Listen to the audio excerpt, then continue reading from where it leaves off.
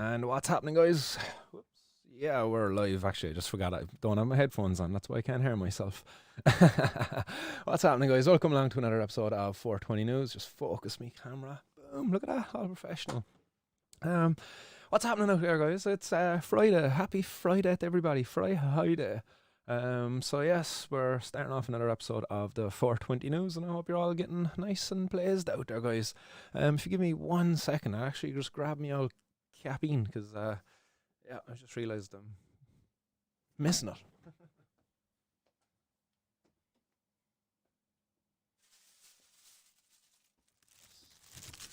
And grab me volcano bag as well. Woo! Hunter K, hopefully you're enjoying the old hat, bud. Hopefully it's fitting in nicely. We'll put on the headphones there because it's so weird not being able to actually hear the feedback from the microphone. It's as if I'm on mute. Hey, what's happening, Gugs? What's happening, Kyle's out in the audience there. Story Martin, he says, all's well, man. Not much of a story over here anyway. As I say, no news is good news, even though actually we do have a bit of news here for today, but some of it actually is good news. Yay! But before we get into it, we're going to grind up some bud. Oh, to go get some bud.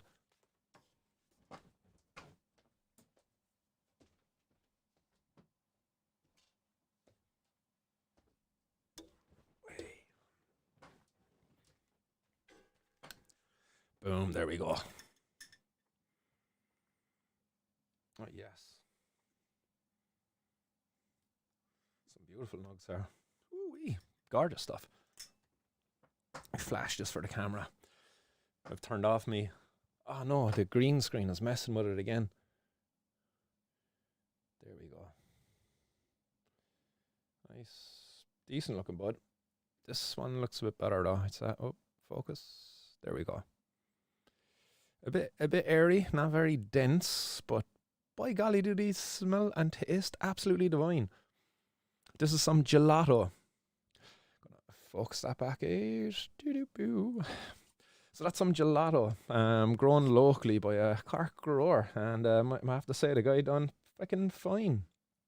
Shit, I gave away my grower's gender, or did I? Is he a guy that's a girl? Who's that? Oh, McMahon, what's the fucking crack? McMahon Falls tuning in on YouTube for once. Welcome, Man Falls. Who's over there holding up the fort over on Twitch? So we got one person watching over on Twitch. Let us know who you are there in the comments. It's normally Man Falls holding down the fort over there on Twitch, but it seems like somebody else is taking your place. So today, Man Falls. And interesting there, the surname there, McMahon, as well, just kind of fits with the Mahon Falls, doesn't it? It's like two reasons you can have that name. Oh yes, this grinder is lovely and packed here now. There we go. I'm gonna hit this up in the grinder. Woo! Volcano's nice and heated up there as well. Googs, what are you saying, Googs? He says there should be a good news channel 24/7. That looks beautiful. Yes, and it smells even better. By it'd be decent if we could do smell-o-vision here on 420 News. It's certainly needed anyway for a cannabis themed show. Like, it's just one thing about cannabis is like when you see it, you want to smell it, and it's no good me just showing you here on a camera like what it looks like. That's like, it's only like a small little piece of what you really want. You need to hold it. You need to smell it. Oh man, even my fingers, and I was like, smell my fingers. Lovely stuff. Man Falls, that's the magic mountain, isn't it? That's the one, Googs. That's the one where apparently your car rolls up the hill. And actually me and Ozzy went down there many years ago, and there was a video I had. I don't know if I still have it actually, Googs. I'll have to go through like all my memory things. But it was an old video, and we went down there. It was about, it was after work. I was just after finishing delivering for Donatello's, and it was about 11 o'clock, half 11, and we decided to take a spin down to Waterford, the Magic Mountain. And while we were up on the mountain, we couldn't find a spot where you were supposed to like roll uphill, but we had a few smokes down there and stuff like that. When we were coming down off the mountain, the sheep, they were everywhere, man. It took us like a half an hour to get down off of the sheep, or off of the mountain because of the sheep. There was about 30 30 sheep in front of the car, and no way would they get off the bloody road. Like, they just kept going. I must have trekked the sheep about a good 3 or 4 kilometers down the hill. Took me a good 30 minutes to do so. Like, it was a pain in the hole. Like, it was funny. Your brother-in-law, Ozzy, rest in peace, but he got out at the time, and he he was chasing after the sheep and everything. Oh, it was funny. It was a good old night. Happy memories, man. Happy memories. And yeah, you remember me telling you that one before. But no, it's just when you mentioned man walls there, and it's yourself commenting, it just brings that to mind.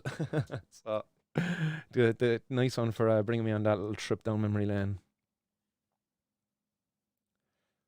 We've another funny story actually as well, myself and Assie, when we were coming back from, we were down in Tramore, and we were in Dungarvan. Again, Dungarvan is where Mahon Falls, the mountain is. But we were just coming through Dungarvan on the way back from Tramore on the bus. And stupidly, I sparked up a fag on the bus, just being a spastic at the time. Stupid young fella. And the bus driver kicked us off the bus in Dungarvan, and we walked from Dungarvan to the famine memorial just outside of Youghal.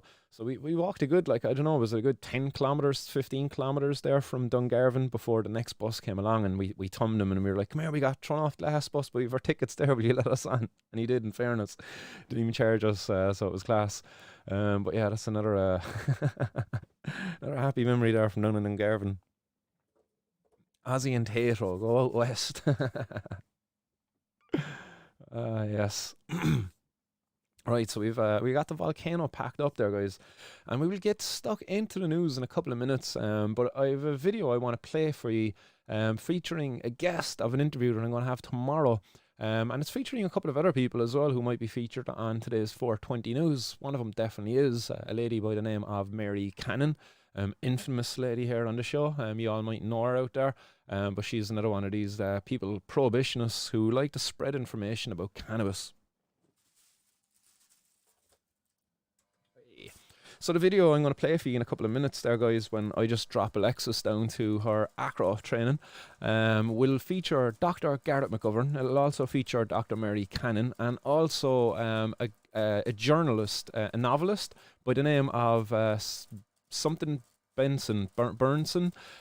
His name's not really too important. He's another guy who's kind of anti-cannabis legalization, pro-prohibition, and likes to think of himself as a bit of an expert in the area, but in reality he's not much of an expert. He's just a fairmonger. Tommy Hart, where's my hash, lad? Who robbed the hash from the gaff? I guess you're always looking for that bit of hash, Tommy boy. Come on up there and we give you an old hit off this vape.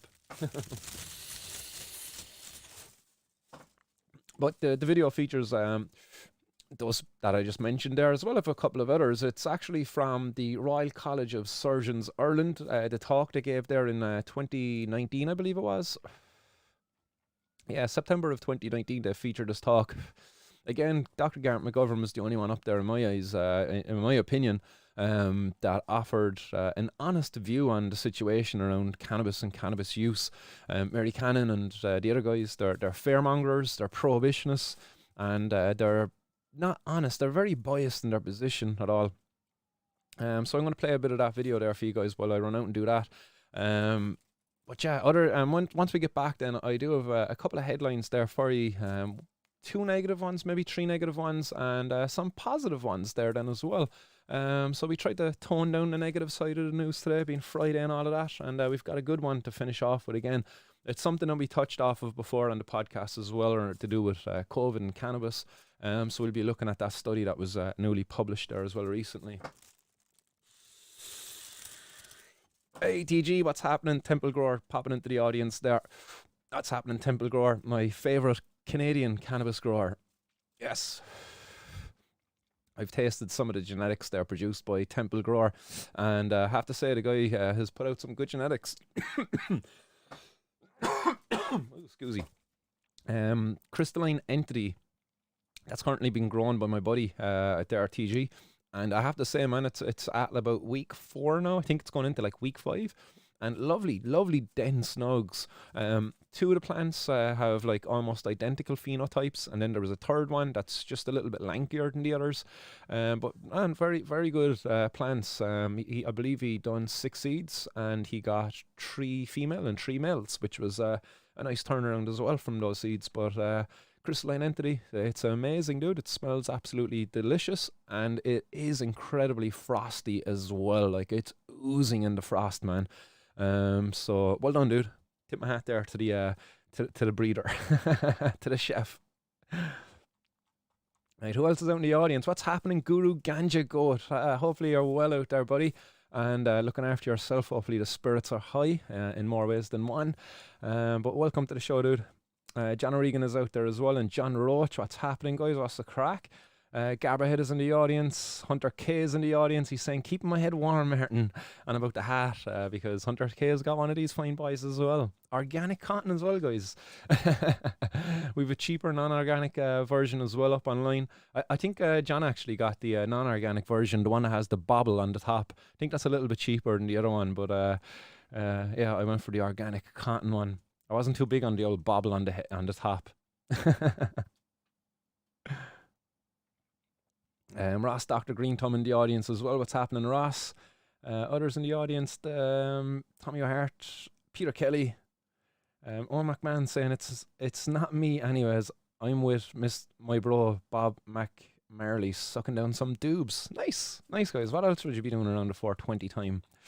Pods 4420 says gelato is a tasty strain. Yes, it is. It actually is. It's very sweet. Delivered in on that kind of gelato, what you'd expect from gelato, to be sweet and tasty, and it certainly is sweet and tasty. It's not got much fruitiness to it, but it's certainly got a sweetness. It's hard to pinpoint, like it's hard to say that it tastes like this, but it's got a sweet taste. That's what I can definitely say. Sugar, tastes like sugar. Not really, but almost.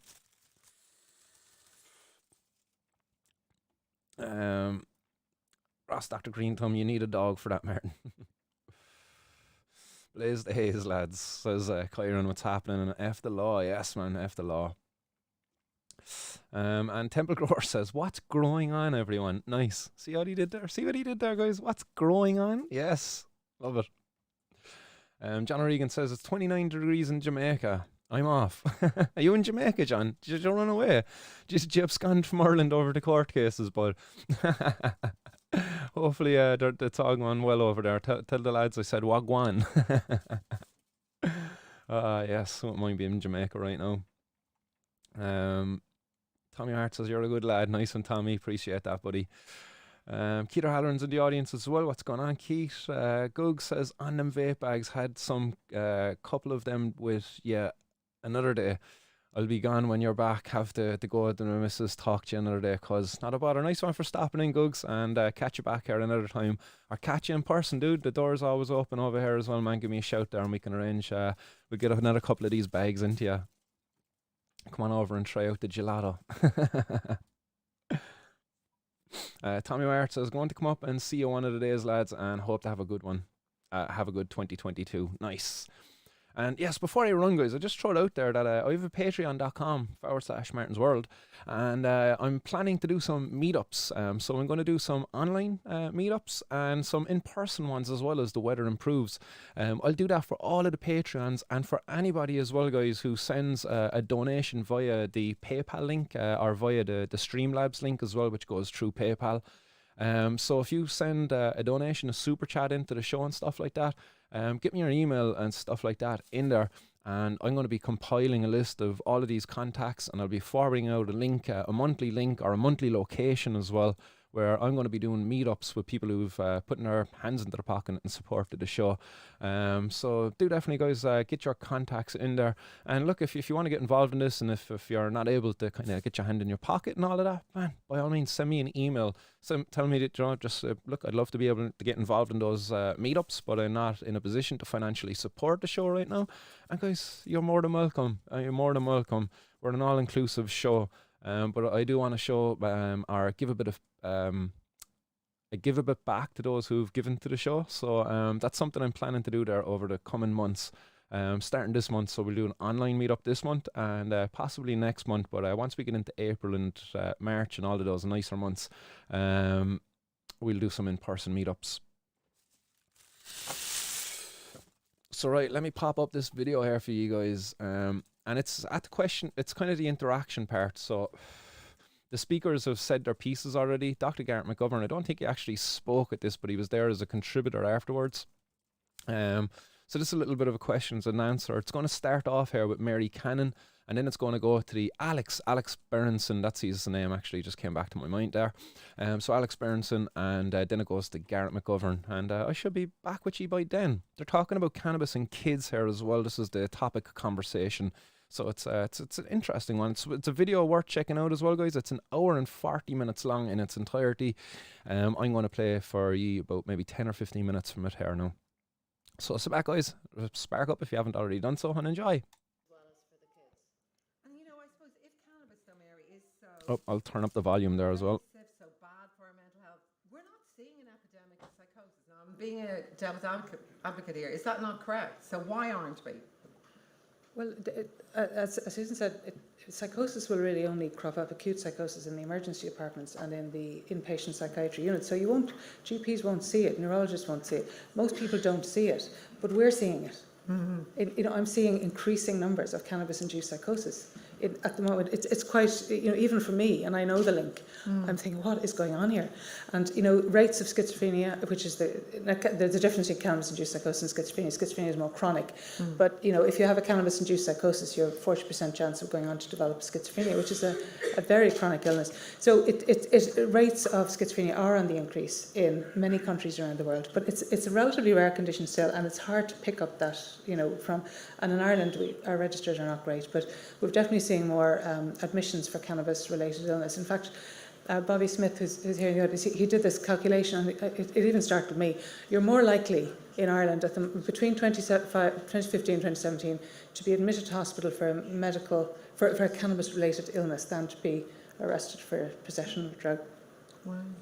Or convicted for, yeah. It just puts it in perspective. But as Susan mentioned, I'm conscious that these are great public lectures about my health. For any parent who's worried, what are the key signs you should look out for, that your son or daughter may be using cannabis? Well, so in the U.S. now, there's so much use of edibles and this high THC stuff that you can't really smell any of this, and so it's more behavioral issues. And look, if you have, I have kids. Fortunately, they're not teenagers yet. I suspect there will be some people who try to get them high, so obviously, teenagers can behave in ways you don't like. Their behavior can change from month to month. So it's a little bit, you don't want to overreact to everything. But if your child displays marked behavioral changes, and also just sort of sitting in his room all day and won't come out, and wasn't like that 6 months ago. And his grades are going down. His memory's going down. His memory seems to not be there. There are things you can pick up before they get to the I'm hearing voices stage. Yeah, I think it's very difficult. But I think I've always been, as a parent of 23 and 20-year-olds, I've always been a great believer when they were younger teenagers to bring their friends in, have them over, meet all their friends. That's a safety net. I'm just speaking as a parent. Yeah, no, I think that's a good idea. Yeah, I agree. In fact, one of the main reasons I've become very interested in cannabis is just talking to my son, and he was saying, I was at the kitchen table, like with your wife, you're going on about cannabis, and he said, Mom, no one knows about this. My friends all think this stuff is okay, And he said you have to start telling people this, and that's why, because doctors we don't like appearing out in public very much. We're a bit kind of shy and retiring, and so I just felt okay, we have to do this. But just one last thing. It's just the other important. I know we're talking a lot about psychosis, but we have to also talk about the effects of cannabis on just brain function. So, as memory, concentration, ability to learn, there's increased rates of school dropout. These are actually probably the most more worry, because it's not rare. It's quite a common. I mean, it is funny to me that after the book came out, I was contacted by a very pro legalization scientist, and he said, you're talking about this, and this, this might affect 1% or 2% of users. And by the way, even if it's 1 or 2%, given the costs psychosis and the harms to families and to users and to society. I think it's worth discussing in detail. But yes, it's clearly not as common as issues around motivation and memory and success in school. But I said to him, I said, is this a reason to legalize? That I only talked about this one terrible thing in the book and not these more common, less terrible outcomes? Interesting. And also for people who might be here to learn tonight as well, Garrett and Susan, I mean, say your what's the difference between like a kid of yours smoking a bit of cannabis, which is, I know it's never, but isn't a massive problem, and then when it actually becomes a serious problem? I mean, is there a tipping point? And can you get better if you have overused cannabis? Like, can you improve? Well, I think I'd be more worried, to be honest with you, my kids smoking tobacco, because the tobacco is probably going to kill them and the cannabis won't. That's the reality of it. I think it's important for people to understand that the vast majority of people who will smoke cannabis will try. Go on, the vast majority. Wait, go on. He switched my microphone off. No. Go on, Gareth. The vast majority of people who smoke cannabis will do it as a rite of passage, and most of them will not come to any harm. But sadly, a lot of these people will be addicted to tobacco. And I think this is a very important message, because Susan mentioned about 18%. We shouldn't get too carried away with how successful that message has been and the legislation. The one thing we didn't do with tobacco, I just would mention, we didn't ban it, that's for sure. We regulated it, and it was absolutely the right thing to do in terms of smoking in public places. But we haven't got that message, and I think we're going to take our eye off the ball both with tobacco, and we've certainly in this country, and I think Alex will know this, we have a real problem with alcohol in this country, and we may end up taking our eye off the ball on that, because we're putting a lot of effort into this lately, but we haven't got the alcohol message right at all. Susan, come on, but just before I let Alex back in. I think it's really important to try and keep everything in context. It seems to be a very polarised debate. There is very much about there are people who use cannabis very infrequently. Most of them do not become dependent on it. But about 17% of people who use cannabis at some point during their use will meet criteria for dependency. So most of them, fortunately, are able to be pulled back with supports that are around them, and then a small number will go on to have serious cannabis use disorder that has a major impact on their life in terms of their work, their social functioning, and their success. And I have to say, if I had a child who was using cannabis daily, I would be really freaked out about that for a long period of time. Maybe for a week or two, everyone might go through phases or whatever, but to be persistently using cannabis, I think would be very concerning, because of actually the more minor, what we think of as minor, psychosis is rare, but it's the other demotivating things. And I suppose the other thing I'd like to say is, why are people doing it? We have a society where there's huge inequalities. People don't have the same opportunities. We don't have the same services for teenagers living in poorer areas. And there is very limited access to psychological supports and psychiatric supports for teenagers in poorer parts of the country. And so they may well turn to substances. And that's a wider issue. Before I go to the audience, do you want to reply to Gareth? Well, I would just say, I don't think, I would take lung cancer at age 60 over psychosis at age 22 any day. Not that I'd like to have either one. I guess I'm too old to have. It's like, I think it is very interesting with tobacco. We didn't ban tobacco, okay? And tobacco is still widely sold in the U.S. and it's relatively cheap in a lot of places. And yet use among youth is much lower than cannabis use. Forgetting the nicotine vaping issue, which has sort of suddenly exploded, we have done that with societal discouragement, and mainly with negative reinforcement. Mainly by convincing people that it is not cool to smoke. And it's very interesting that the legal status of the drug had nothing to do with that. It wasn't outlawing it, it was discouraging people from using it. I think the question of how many people will become quote-unquote addicted to cannabis is a very interesting one. It seems with the high potency product that's in use in the US, there are some people out there who think that even that 17% number might be a little bit low. I mean, it seems clear that cannabis is a very interesting drug. There are some people who just don't like the effect it has on them, even if they use it once. I mean, most people who drink will they'll drink a few times and see if they like it or don't. There's clearly a number of people out there who use cannabis once and find it makes them paranoid and just don't ever use it again. And so if you factor those people out and you look at people who seem to not have a negative experience with the drug the first time they used it, and you look at the higher potency preparations, you get to numbers that are more than 20% of people who use it will become dependent on it. And dependence is a funny thing, and in some ways I'm over my skis in talking about this because I'm not an MD, I'm not a specialist in addiction, but to me there's lots of different ways to define dependence and addiction, but the simplest one to me seems like the best one, which is, are you continuing to use this drug even though it's causing problems for you?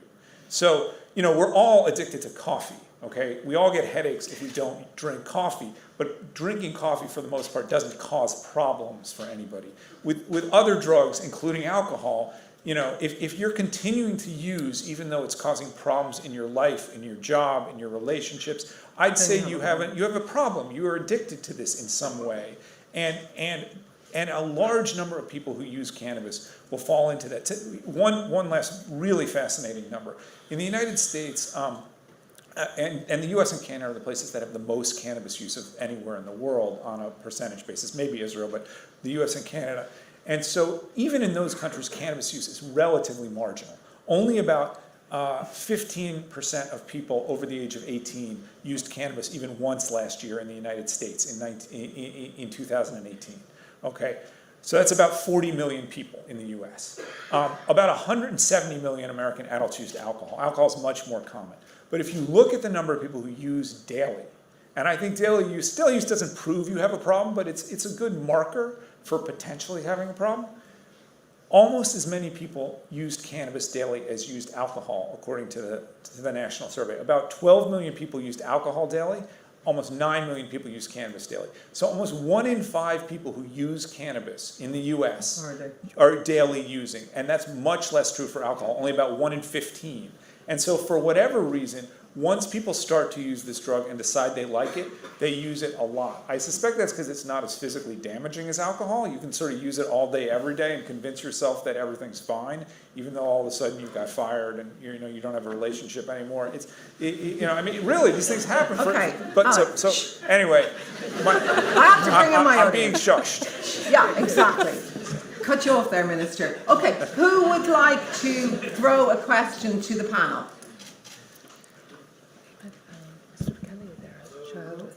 Yeah. Just my daughter has Will we get you a microphone? Could we bring a mic down here to the floor? Is that okay? Who's got a microphone? I have a microphone here. Do you want to go with my question first? No. Hello. This man is first. Well, good try.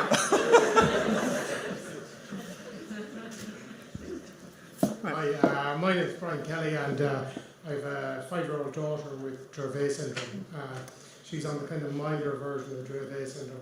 We started using a hemp product 2 years ago, Charlotte's Web. I'm sure you're familiar with it. Mm-hmm. And we used that for 12 months. Before that, we would have been in ICU three or four times, where she had been intubated to stop her seizures. She averaged out about 1 seizure a month. We started using a Dutch product with the support of our consultant in Temple Street about a year ago. Lucia was non-verbal this time last year, where she had 2 or 3 word sentences, very limited vocabulary. Lucia started mainstream school in September with a little help with the cannabis. We believe it stopped. Now she still has her monthly large seizure, which happens, and they can be from 5 minutes to half an hour, and they're scary, but they've kind of gone to focal seizures, so they're not as severe. Basically, my question would be is that there's a lot of confusion about the campaign. Like, we were one of the first families to get the support of a consultant within the HSC, and we're one of only 4 families who've got reimbursement. It took us 8 months to get reimbursement, and we had great support from our consultant in Temple Street. He was unbelievable, helpful, so he was. But the HSC delayed us in every way possible they could to give us the reimbursement. We were lucky enough to be able to afford to buy this product. It costs up on €12,000 last year. We are one of the few families who could probably afford to pay for that. I have an email from a company in Canada, Tilray, I'm sure who produce very good medical product, and they are saying that it's the Irish government that are delaying the import of medical grade product into the country. So, and your question, well, that's wonderful that it's actually been so helpful for your daughter. Is that your question, Brian? The question is that I think the consultants like yourself need to marry up more with the families. I've kind of got a group of parents together, and because what the government are doing and what they're saying to some of the consultants, I think there are two different levels. And I'm just wondering. Norman, I think, might be good at taking that for Brian. Yeah, thanks, Brian. Brian, thanks for that. I mean, the epileptology neurology community want pharmaceutical grade CBD available today, tomorrow, so we can prescribe appropriately for patients, like for example for Dravet syndrome. I'm not here on behalf of the Minister, clearly. No. Yeah, it is extremely frustrating that this is dragging on and on. But one of the issues, I suppose, in fairness to the Department of Health, the European Medicines Agency has not still yet formally approved Epidiolex CBD for Dravet syndrome or Lennox-Gastaut syndrome. But we're with you. We want to be able to prescribe this drug for appropriate patients, like your child with Dravet syndrome. Absolutely. It is extremely frustrating for everybody. Me and my colleagues we've been in with the Minister, we've been in with the HSE, we've had multiple emails again this week. It's dragging on and on. It's extremely frustrating for the doctors and clearly for the families. Absolutely. But it all comes back to, like, if you're from a lower socio-economic background, like you were saying, you can't afford to get help. We could afford to get help. That's why our child is in mainstream school now, albeit with a little help. But very rare for a Dravet child to go to mainstream school because of the severity of the seizures. No, I mean, it should be available for Dravet, absolutely. Do you have any sense of why the EMA is not? Yeah. What I've heard in the grapevine about why the European Medicines Agency are delaying on this, despite the fact that the FDA have approved Epidiolex in the United States, is that in one of the main clinical trial that was published in the New England Journal, I think 60% of the children were also being treated with a drug called clobazam, and Epidiolex CBD reduces the metabolism of clobazam, so the clobazam levels went up significantly. And clobazam is also, as you know, Frisium is an anti-epileptic drug. So I think that's one of the issues they're examining. I mean, none of us are hoping that the EMA are going to come out and say we need to do another trial in Dravet syndrome.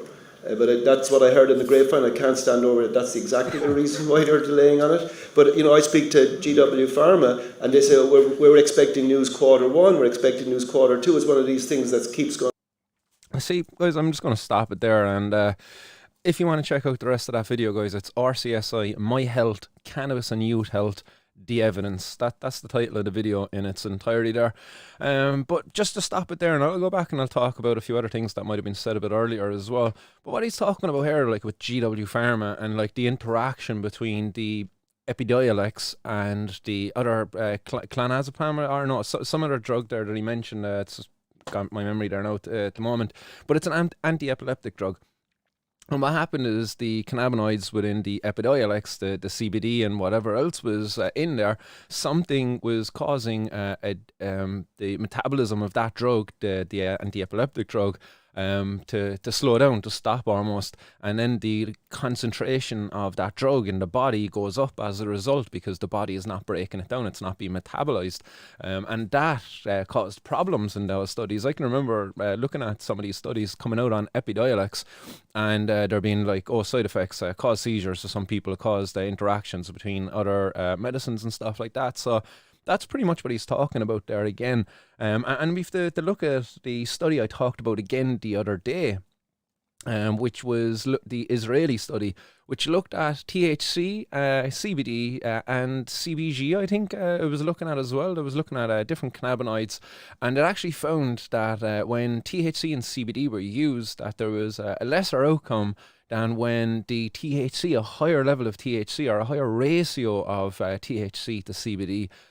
So a lower ratio of like almost, I think it was a 1-to-1, or was there more CBD to the THC? Can't really remember, but they actually found that that was having negative effects.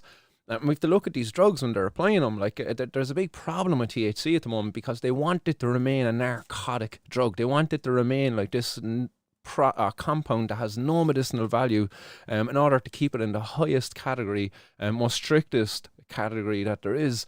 And all the while, these companies are trying to work around this, come up with their own patented products that they can sell you back this cannabinoid in its singular form. But the thing is, these cannabinoids, when they isolate them in a singular form, they're nowhere near as effective when they're used in a full spectrum extract.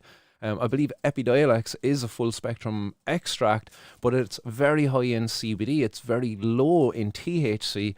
And it seems to be that, yeah, while CBD is great, it's very medicinal, it's very beneficial, but the CBD is like, it's a food supplement almost, like, but THC is where the real medicine is. Like, CBG is also another very promising compound that needs to be looked at, but it doesn't need to be isolated and looked at. We need to be growing specific strains of cannabis strains that have have been produced in a way that we can consistently reproduce the chemo profile within the plant, you know, the chemical makeup of the plant. We produce the plants in a way in which we can ensure the replication of that in order to provide consistent quality products to patients who need it.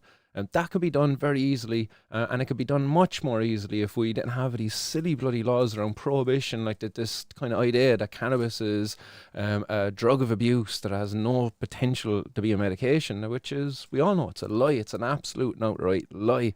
Much like, I'd say, the conversation that Mary claims to have there earlier on in this with her child.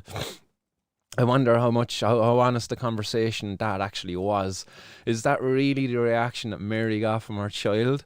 Like, you know, I wonder did Mary's child just be like, "Ma'am, come on now, like, I seen Cheech and Chong, like, come on." And here's Mary coming on and saying like, "Oh, my son, was it my child, I don't know, was it a son or daughter she had, but she's like, my child, when they were talking about cannabis, they were like, oh my God, I can't believe that people don't know about this, Mom. You really need to be telling people more about this."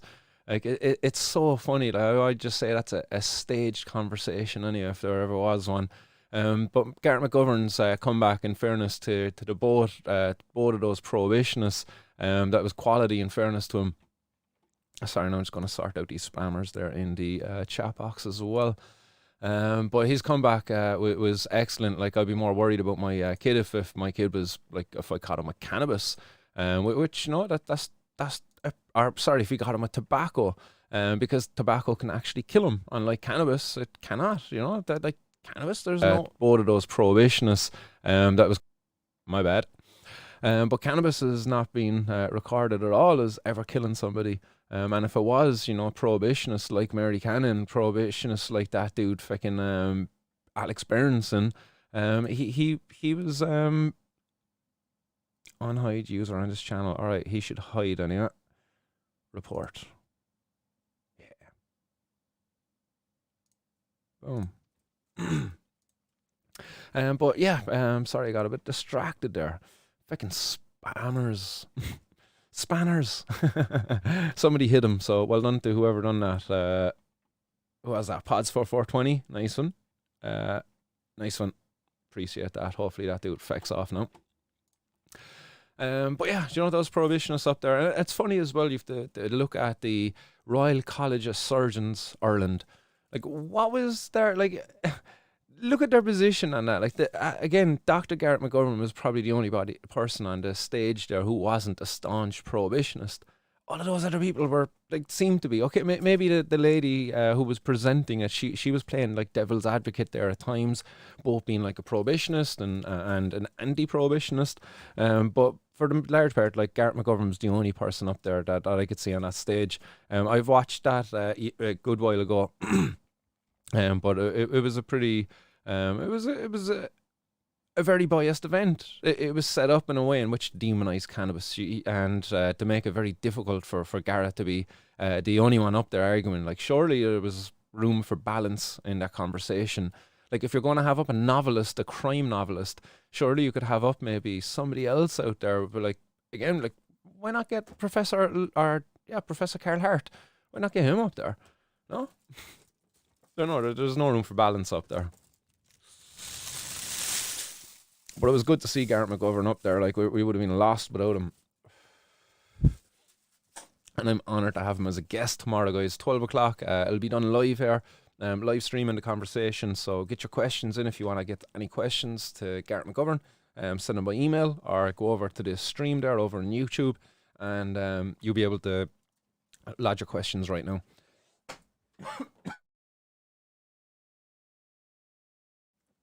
Woo! So let's crack on into the headlines that I've lined up for us today, guys. And we had some very tragic stuff happen here in Ireland, guys, yesterday. A very, very tragic turn of events where a lady, a very young lady by the name of Ashling Murphy. So I just like to just take a second to say, condolences to the family and all of that stuff, and deepest sympathies go out there to them. A tragic event that should never have happened here.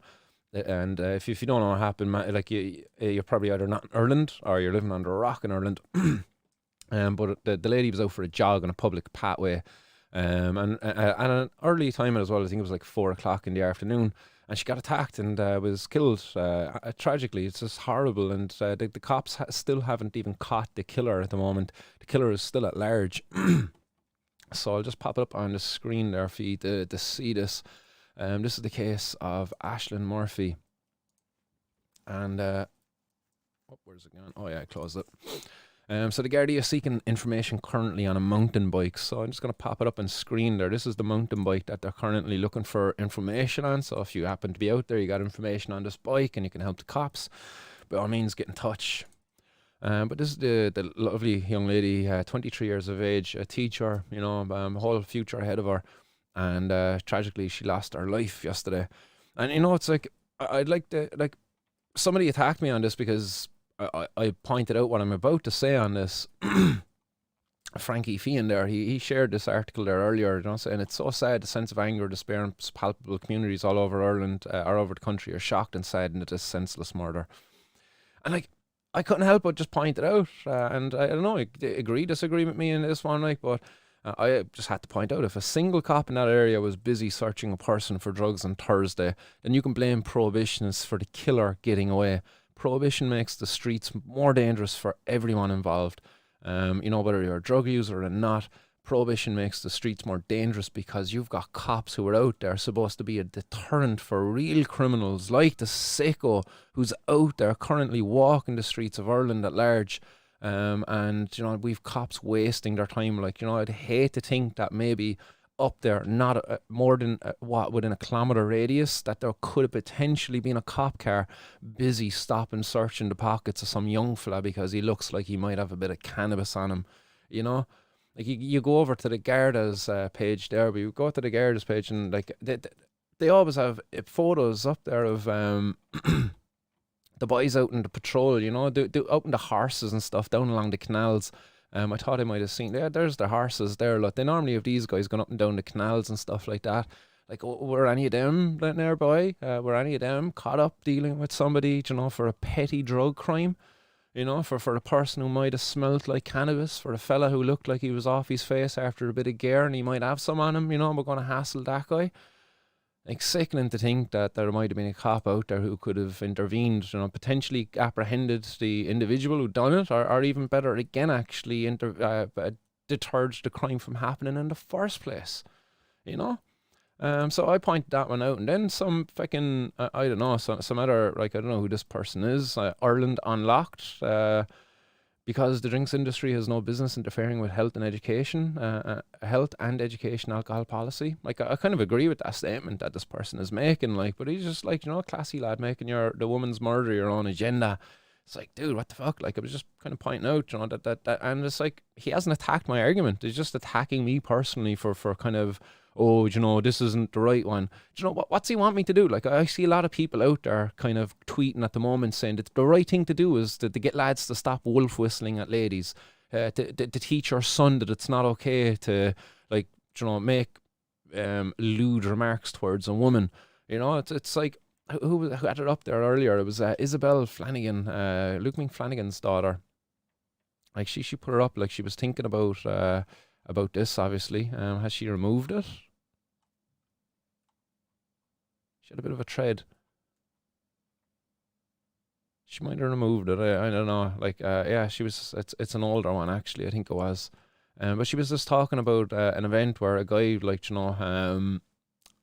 to a lady a lady had offered him shots at the bar, and he was just like, oh, I don't want a shot, but I'd love to eat your knickers or something like that. And it's just like, it's at a bar, it's inappropriate. And I'm not condoning that kind of a comment at all. It's inappropriate, but like, that is not like how is like there's the comment, like, yeah, I've been thinking like men need to stop calling out or step up by calling out other men disrespecting women. And while I don't disagree with that. Like, yeah, like if you're a guy and he's disrespecting a woman, it's not okay. But if you're a bunch of lads and you're out and you're drunk and like this kind of thing does happen, like, bunch of lads, but it's not, that doesn't make it okay. But it's like, that doesn't lead to a woman getting murdered, does it? I don't know. Like, I don't know. But look, I'm not disagreeing with this. Like, yeah, you lads should be doing that anyway. Like, you shouldn't be like, there shouldn't be rude to women. You should be like treating them like your ladies, your queens. But at the same time, like, lads will be lads as well. Like, and just like no fucking hardship meant by this. Like, a lad just probably, thought he was being funny, thought of seeing himself as being a bit of a comedian. Says, no, I don't want a shot, but I'd like to buy I'd like to buy your knickers, not eat your knickers, buy your knickers.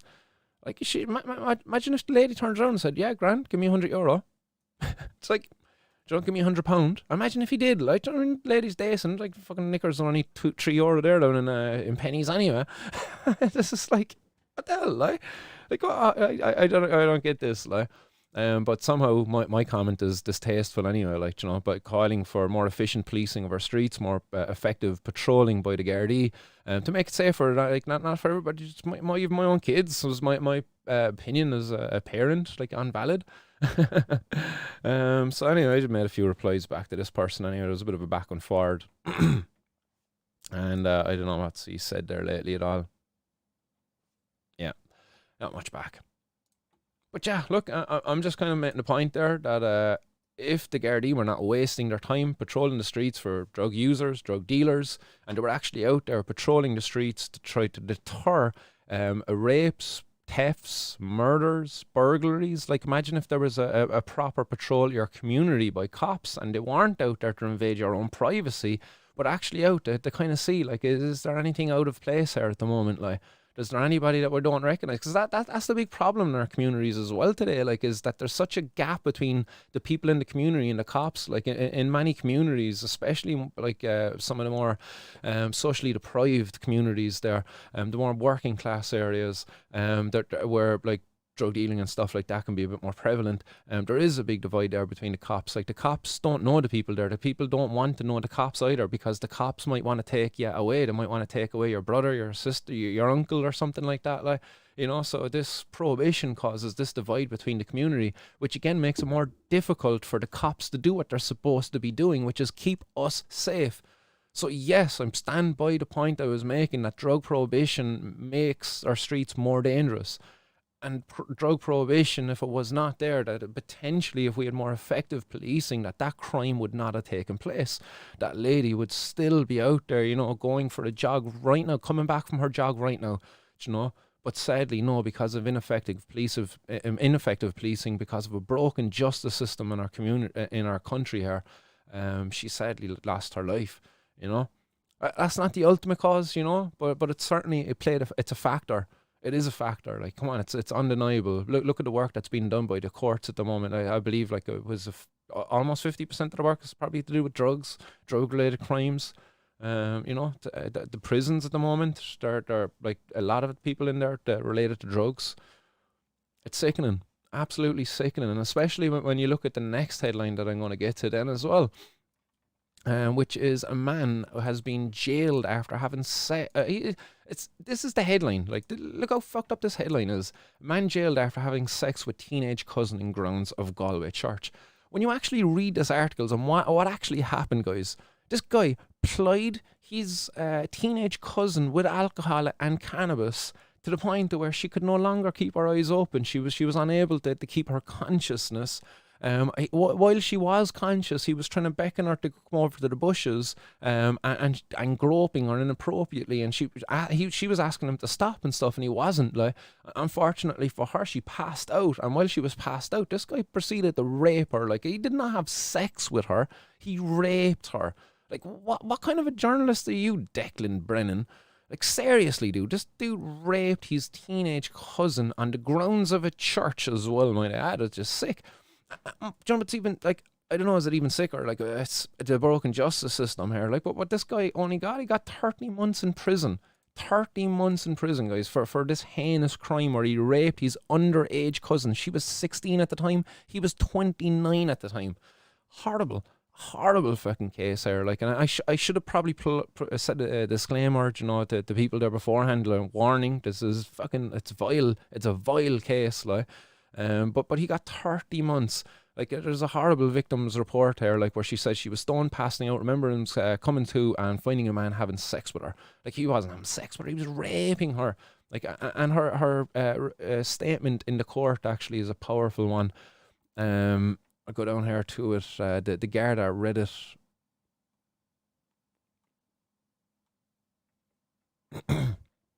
Oh, where's it gone? I'll go over to my... I'm currently writing an article on this as well. This is the victim impact statement that was read by Detective Sergeant Paul Duane. The woman told her cousin, and this is at the end of the court case, she says, "I will always remember the day you took my innocence away from me as a child. You were a child molester, and you are a rapist, and you will forever be a rapist." You know, and that's a powerful statement for that lady to make. Like, had she not had sex before? Was she a virgin? So did he take her innocence away in that sense? Like, he'd fucking he'd violated the trust there. Like, sick case, but 30 months in prison. Is that enough, guys? Is that anywhere near enough? Considering, you know, that there was cases out there at the moment, and I have them linked in this actually, where people have gotten, there we go, man jailed for 8 and 10 years over €70,000 worth of cannabis. Like, there you go. Like, this guy got 30 months. These guys are getting 8 and 10 years over €70,000 worth of cannabis. Like, is that right? What does that say about our justice system? What does that say about it? Like, it's saying, like, to me anyway, and all right, just to go back to the case, just to clarify things, that guy didn't get done for rape. He got done for defilement, which is fucked up. It is absolutely fucked up. He got done for defilement and not rape of his young cousin. And the maximum for that was 5 years. 5 years. That was the maximum for that. A girl by the age of 16 plied with alcohol and cannabis to the point of where she passed out, and he raped her. She turned him down beforehand. He was groping her improperly. She asked him to stop and stuff like that. Horrible. He was 29. She was 16. Absolutely sick. Absolutely sick. But again, what does that say about our justice system when the maximum for that type of behaviour is 5 years? And if you're caught growing more than €10,000 worth of cannabis, or €13,000 worth of cannabis, you can get a mandatory minimum of 10 years. How backwards is that? Like, seriously.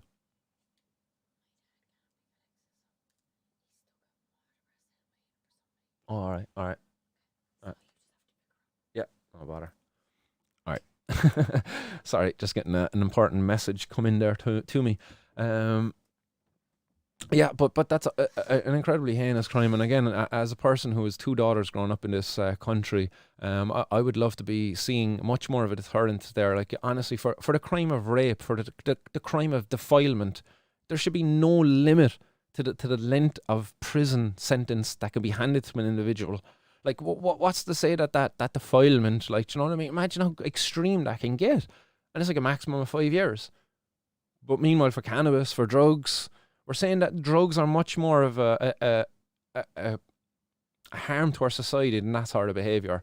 We're putting much more of an effort to deter drug use and drug dealing in our society than we are to deter defilement, to deter like child pedophilia.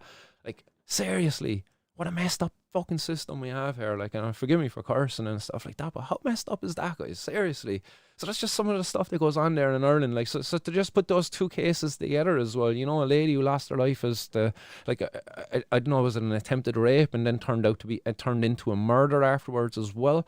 Who knows what happened there? But again, if we had more serious policing there of these sort of crimes, more effective patrolling and policing of our streets by doing away with this prohibition of drugs, doing away with this war on drugs and war on drug users, and actually use the police, the cops in this country to go after real criminals. Again, I talk about real criminals, rapists, murderers, thieves, burglars, call them what you will. Like real criminals, people who actually mean harm to another individual, a drug user, a person consuming cannabis, a person trying to sell some cocaine. He doesn't mean any harm to anybody else. It's the system that's making it where drug dealers are enabled to actually sell harmful drugs, where cocaine is getting stepped on with bloody other agents, heroin getting stepped on with other agents. Mad stuff, absolutely mad stuff. So again, I'll have a look at your comments there. Sorry, I was kind of going off on a bit of a rant there, but I don't know if people agree, disagree with that kind of statement I made there in relation to the Ashling Murphy situation. And again, rest in peace and condolences to everybody involved. But I do see a broken justice system here in Ireland. I do see, again, prohibition as being this big cancerous lump, this big fat, bulging, pus-filled lump attached to what should be a nice, lean, healthy, and efficient justice system there to keep us safe, And I think if we can excise that fucking cancerous, pus-filled, fatty tissue, that big mess that we're needlessly carrying along with us, if we can excise that from the healthy justice system that should be there, we can make the streets a much safer place.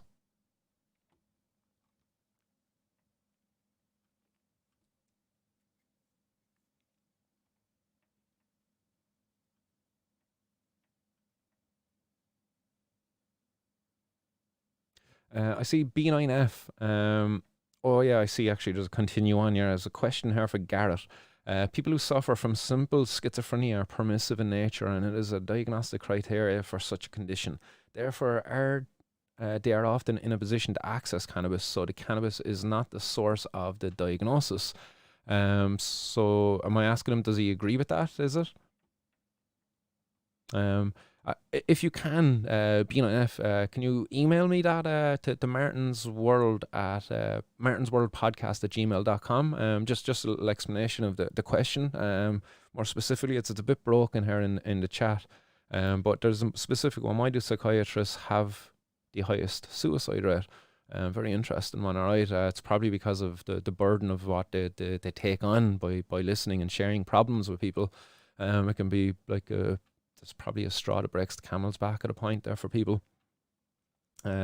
Also, guys, I got notified there just a few minutes ago that the granddad, Alexis, was supposed to be getting picked up from her acro by her granddad, but unfortunately his car's after breaking down out in Watergrass Hills, so I'm back on daddy duty there, so I'm going to have to run in about 7 minutes.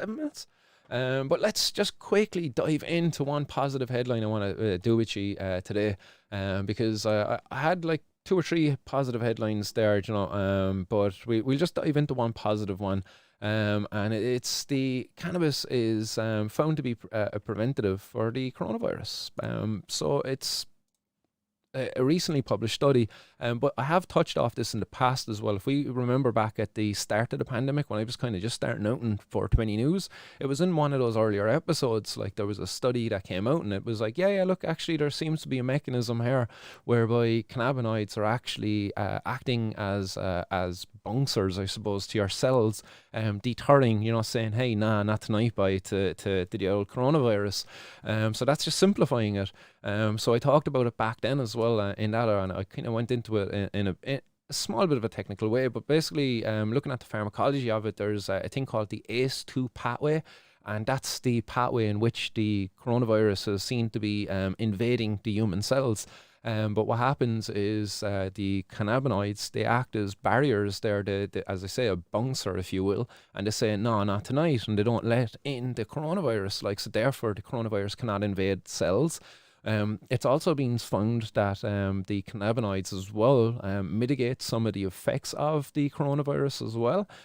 So some of the cytokine storm that they talk about there, cannabinoids have been shown to play a therapeutic role in mitigating the effects there. So people, again, we hear a lot about the vaccines at the moment, what are they supposed to be doing? They're not stopping you from getting infection, but it's like, oh yeah, well, if you get sick, you don't get as sick. What's the other one as well? And you're not as sick for as long. That's what they're finding with cannabinoids. It seems like cannabinoids are doing the same thing that your vaccine is doing, but what you're not getting is the spike protein that's present in the vaccine currently, which has been associated with some of the problems there apparently with the myocarditis, the problems there for men with the heart, and apparently women with the menstrual cycle as well.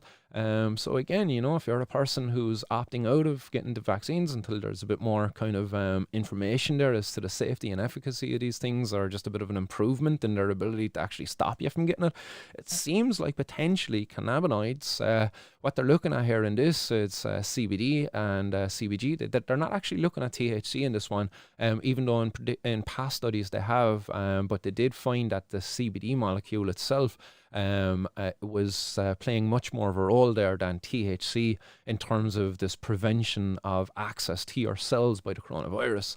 So this is the study, guys. I'll pop it up on screen here for you if you want to go and look at it yourselves. It's called Cannabinoids Block Cellular Entry of SARS-CoV-2 and the Emerging Variants. So in the study, they've looked at the earlier variant of the alpha COVID variant, and also I believe they looked at a beta variant as well. So they haven't looked at, and this was a criticism of the study, is that they haven't looked at the Delta and the Omicron variants at all in these studies. But what they have found is, look, these studies are looking at that pathway in which the virus gets into the cell. I'm not too sure, is that different for these other variants? Do they use a different pathway to invade the cells?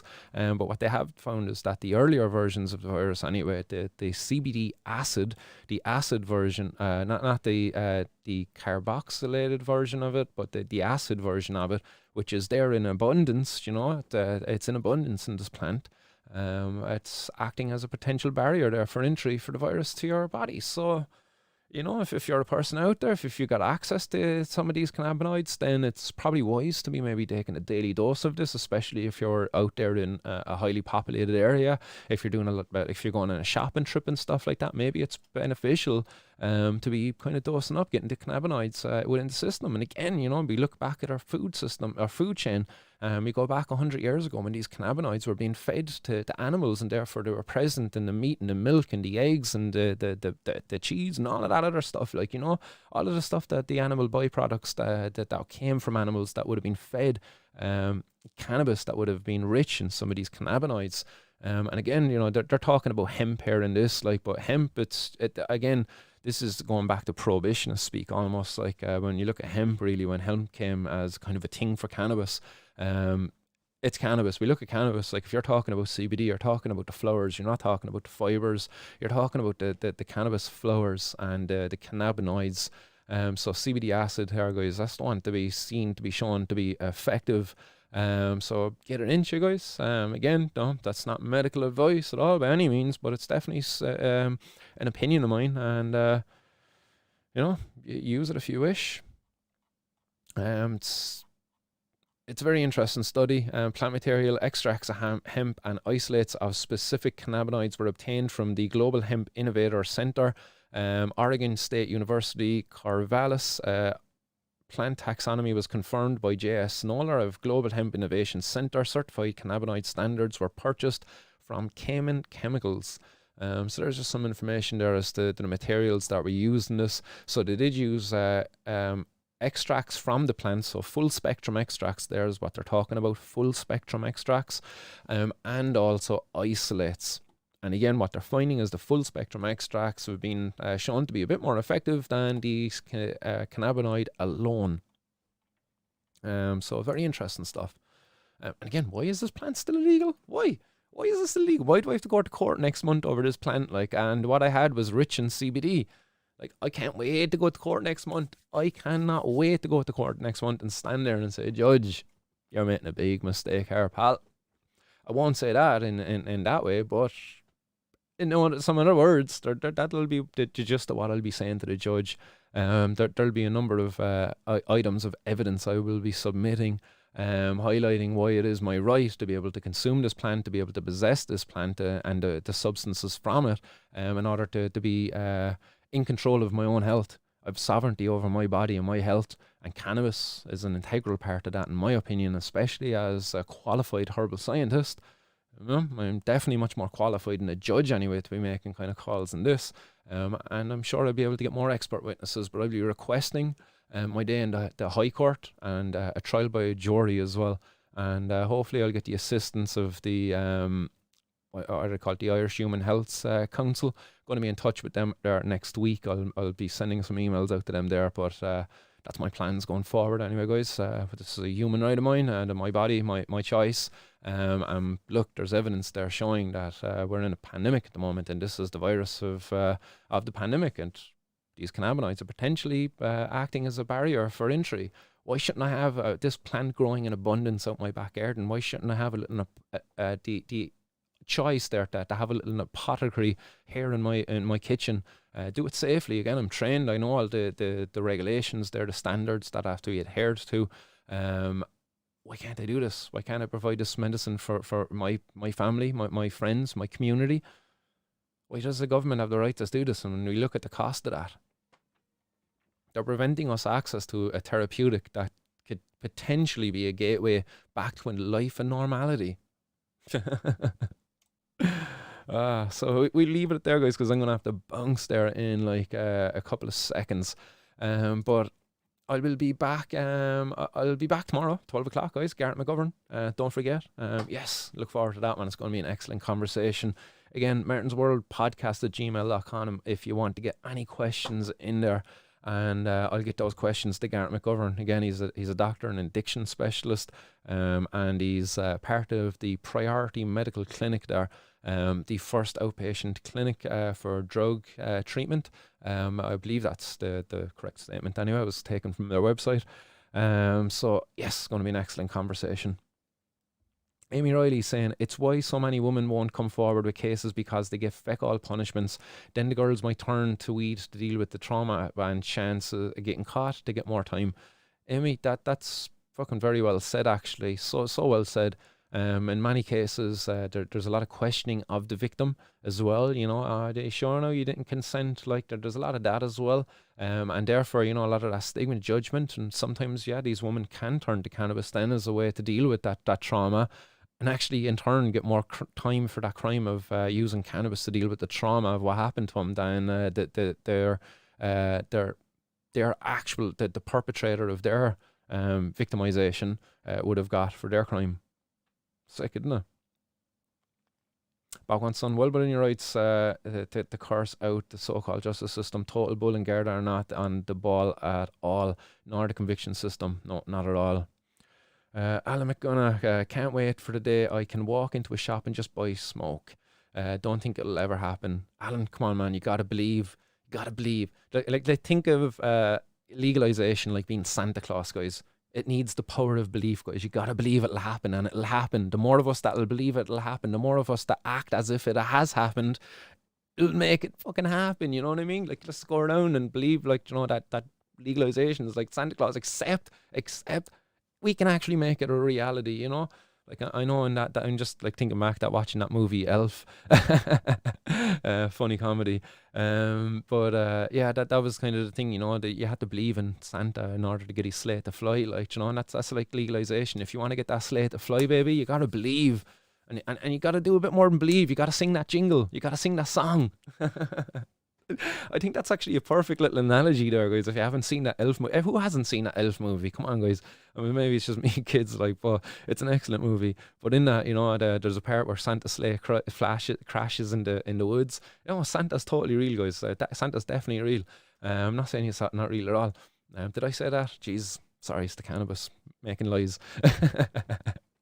But definitely, you gotta believe in legalization, and we can make that sleigh fly, baby. But not just believe, but sing that jingle. That was the thing that got him to fly. It was, you know, it was like you had to sing. It's like more powerful than belief itself. John Phantom, no, you need CBDA, which decarboxylates to the non-fighting CBD at 9.45. Bottom line, you need CBDA that has not been decarboxylated in large amounts to fight COVID. Yep, there you go. Definitely. That's what the study is showing, CBDA, which has not been decarboxylated. So if you're smoking it, you're decarboxylating in that process. So no, yeah. Guys, I'm not going to be able to get through all your comments. So much love. Nice one to everybody who's stopped by and tuned in today, guys. And I'll be back tomorrow, guys. Don't forget, 12 o'clock with Dr. Garrett McGovern, addiction specialist here in Ireland. And we're going to talk about his work, about drugs, drug policy, and drug addiction. So let's get on in there. Stay blazed, guys. Keep it lit. Much love. Peace. Bye-bye.